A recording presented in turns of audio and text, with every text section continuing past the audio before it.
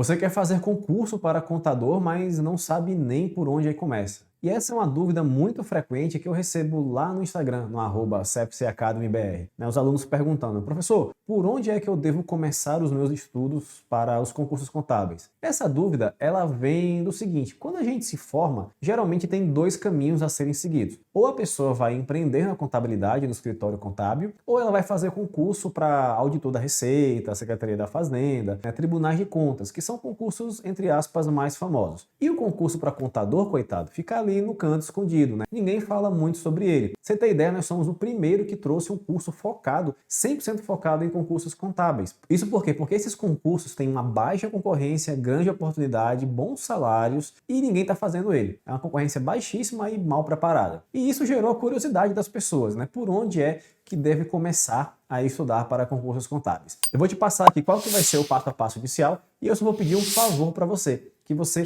se inscreva aqui nesse canal, que você clique em curtir e que mande lá no grupo de alunos dos seus coleguinhas que também estão querendo fazer concursos para contador.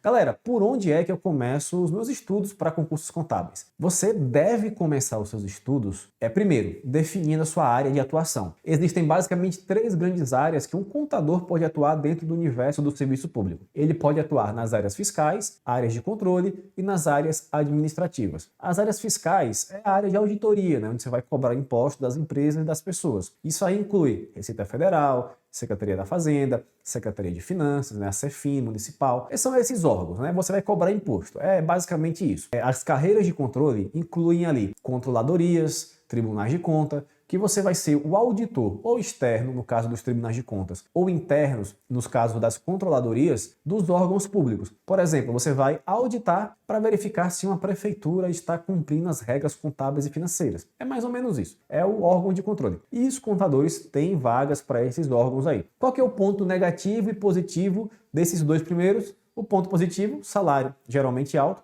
mas o ponto negativo é muita matéria para estudar, uma concorrência exageradíssima. Cara, você vai concorrer com gente que está estudando há 10 anos, há 5 anos, gente que é formada em direito, em administração, em economia, em engenharia. É um universo, é gente que você tropeça em um, cai em 10. Então, é uma concorrência muito alta e muito bem preparada. Já as áreas administrativas, e aí entra o concurso para contador, que exige o CRC, tem poucas matérias e a concorrência é desse tamanhozinho, é quase ninguém. É só você observar quantas pessoas concursadas em cargo de contador você conhece. Pouquíssimas. E eu sou uma delas, tá? E não mais um detalhe. E aí tem um outro agravante. Porque por conhecer poucas pessoas, vocês acreditam que tem poucas vagas. Negativo. Tem mais vaga ainda do que os outros cargos que eu falei. Então o concurso para contador, ele tem muitas vagas espalhadas pelo Brasil. No seu município hoje provavelmente tem algum concurso aberto para contador. Só você que não sabe. Tem salários bons, não são salários tão altos como os das carreiras de controle e fiscais, porém são salários que começam ali em 5, 6, 10, 15 mil reais, tá? Tem salários até mais do que isso. Então só você ficar de olho, só você olhar, que você vai encontrar concursos com salários altos também. E galera, você começar a sua carreira ganhando 5 mil reais, não tem nada de ruim nisso não, tá? As pessoas perderam noção dos números aí. Quando você vai concorrer lá para o cargo da Secretaria da Fazenda, que paga 30 mil reais, você vai concorrer com uma galera que tá, anos estudando, que não começou agora. Está há muito tempo estudando, que tem condição de investir milhares de reais em cursos, em viagens, e você vai começar agora. Então é por isso que eu sugiro que você comece pelos concursos contábeis. Tem poucas matérias, concorrência baixa e bons salários, tá? Ou você prefere ganhar 2 mil conto no escritório pai e filho lá no interior, não sei das quantas.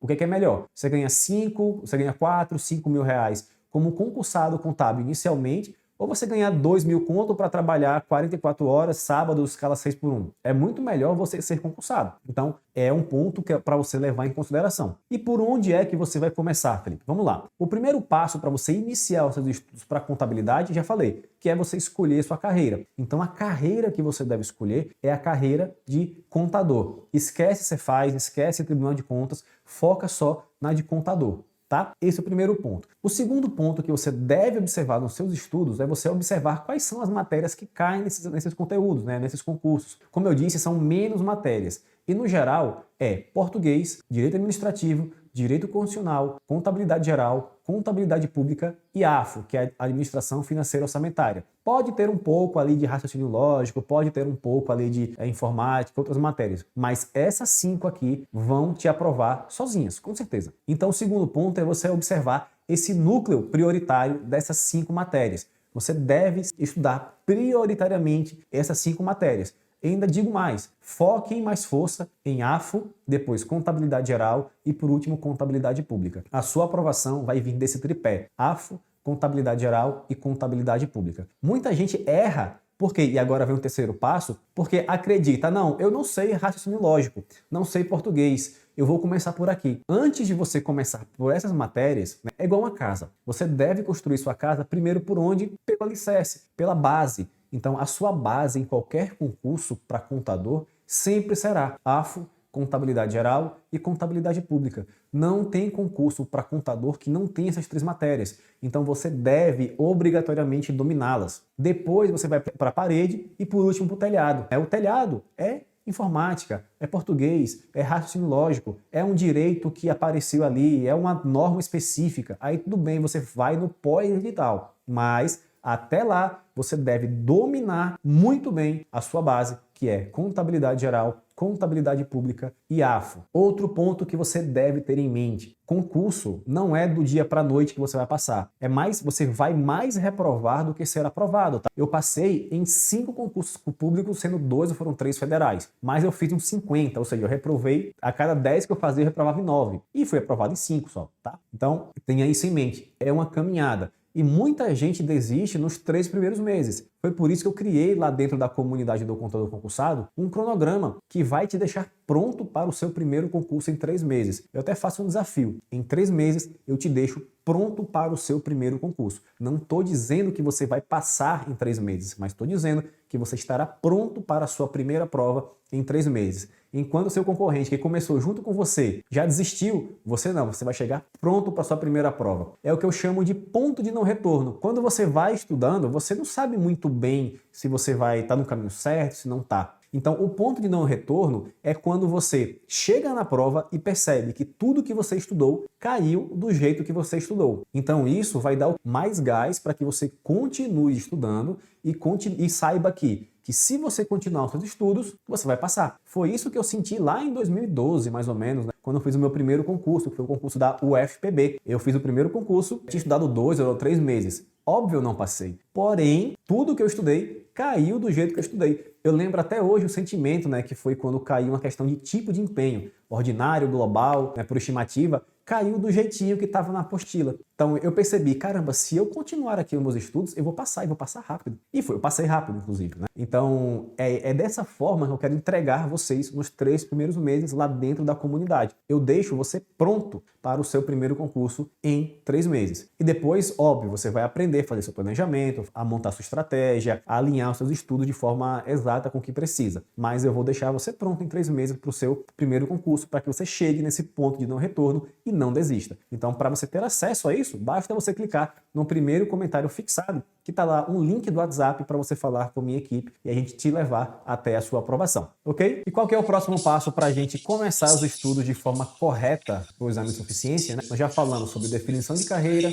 sobre o núcleo prioritário e sobre o ponto de não retorno. Então, o próximo passo seria você ter um método de estudos. Método é tudo aquilo que você faz que retira o conteúdo que está ali no material e coloca na sua cabecinha, tá? Afinal de contas, você precisa ler, aprender, fixar e lembrar no dia da prova. Não dá para fazer isso do dia para a noite, sem método. Você precisa ter um método para garantir que você aprenda, que lembre, né, que você fixe, aprenda, lembre e acerte as questões. Sem método, o que você vai fazer é apenas perder tempo. Você vai passar um tempão assistindo alguém, vai passar um tempão lendo alguma coisa e no final das contas não vai aprender nada, não vai reter nada. No máximo que vai acontecer é o quê? É você chegar lá no dia da prova e ficar pensando, caramba, eu lembro que eu vi isso em alguma parte do material, mas agora eu não consigo desenvolver mais esse ponto e tá por isso mesmo. Então, sem método, você vai ficar tendo brancos lá na prova e olhe lá. Então você precisa ter um método de estudos. O método que nós utilizamos aqui é um método de estudos ativo, baseado em recuperação ativa,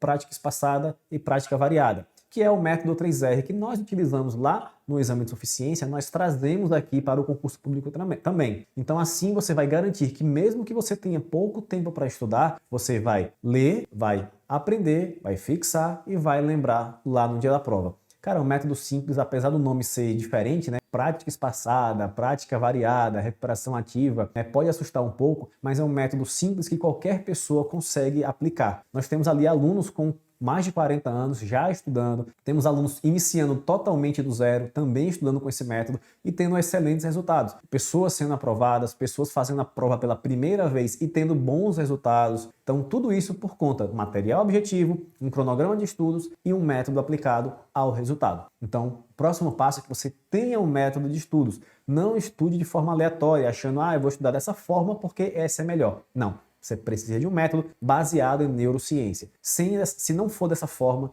você não vai conseguir ser aprovado. E por último, o que eu sempre sugiro é muita prática na resolução de questões. Na verdade, não é nem que eu sugiro, é que é obrigatório mesmo. Você não vai passar em concurso público se você não responder questões de provas anteriores. E por que isso? Cara, as bancas, na verdade, elas não têm imaginação infinita. Então elas sempre vão ficar o quê? Vão ficar ali criando questões umas parecidas com as outras. Elas vão buscar adaptações em questões anteriores. Então, em uma questão onde é José e Maria, na outra vai ser Rafael e Carla. Onde é 10 mil em uma questão, na outra vai ser 100 mil. Até porque não tem um espaço criativo muito grande. Se eu criar uma questão aqui, por exemplo, sobre quanto é 1 mais 1, por mais que eu faça textos mirabolantes e tudo mais, a resposta sempre será 2, não muda. É a mesma coisa na contabilidade. Existem regras imutáveis ali nas normas de contabilidade que por mais que a banca queira colocar textos mirabolantes e tudo mais, a questão ainda assim vai ter que respeitar aquela regra, ela queira ou não, né? Existe uma regra que deve ser respeitada. Então não adianta você querer estudar apenas decorando. Você deve saber como aquela banca aborda os conteúdos das normas. Porém, as bancas têm uma limitação na parte criativa. Afinal de contas, como eu disse, não tem como ela criar coisas novas sem respeitar a regra. E a regra está ali, é imutável. Então você precisa sim responder muitas questões. Não tem como você passar em concurso sem responder milhares de questões. Você tem que responder muita mesmo, de verdade, tá? Então os meus alunos, eles recebem acesso ao CVC Questões, que é o sistema de questões focado em concursos contábeis, né? O único que faz isso. E você vai ter ali uma base de dados imensa de questões, né, focadas nos concursos contábeis, para que você possa aprender, fixar e entender como a banca cobra cada conteúdo nas provas. O mais importante não é você decorar o CPC 27, por exemplo. Você pode ser um doutor em contabilidade e ter tudo decorado. Porém, se você não souber como a banca cobra aquele conteúdo de forma aplicada nas questões, dificilmente você vai acertar as questões. Então, esse é o ponto-chave. Responder muitas questões. E responder do jeito certo, do jeito que eu mostro. Cara, errou uma questão, para e analisa. Para e identifica, né? Faz um trabalho investigativo. Poxa, por que eu errei essa questão aqui? Vai no material, olha, antes de você tirar dúvida com o professor, tem esse trabalho, porque você vai começar a perceber que as questões são muito parecidas entre si. Então, se você errou aqui, porém você investigou, as próximas desse tema aqui, que são bem parecidos, você não vai errar mais, ou vai ter menos dificuldade em responder. Então, o aprendizado vem de você analisar o seu erro. É assim que funciona. E é por isso que a maioria das pessoas não passa em concurso e é por isso que você vai passar. Por quê? Porque a maioria quer tudo pronto na hora, acha que vai tomar uma pílulazinha mágica e vai aprender tudo de primeira vez. Não vai. Tem o processo de aprendizado. Então, essa é a diferença entre quem passa e quem não passa. Então, para você começar a estudar do jeito certo, você precisa aplicar esse conteúdo. Cara, assiste esse vídeo mais de uma vez, né? Fica revendo ele, porque o conteúdo que está aqui eu poderia cobrar lá no meu curso, mas eu estou dando aqui de graça para você, tá? Então salva ele, manda no grupo de coleguinhas da faculdade, reassiste essa aula aqui mais de uma vez, não deixa ela perdida aqui não, tá? Porque o que está aqui, cara, é ouro. Eu poderia cobrar, mas estou dando de graça aqui para você. E se você quer ter um treinamento profissional direcionado para sua aprovação, para te trazer a aprovação em qualquer concurso contábil em até 1 ano, basta você falar comigo aqui no WhatsApp. O link está no primeiro comentário fixado e meu time vai atender, vai conseguir te dar todo o suporte no seu direcionamento para você fazer a sua inscrição na comunidade do Contador Concursado. E como eu sempre digo, até a aprovação!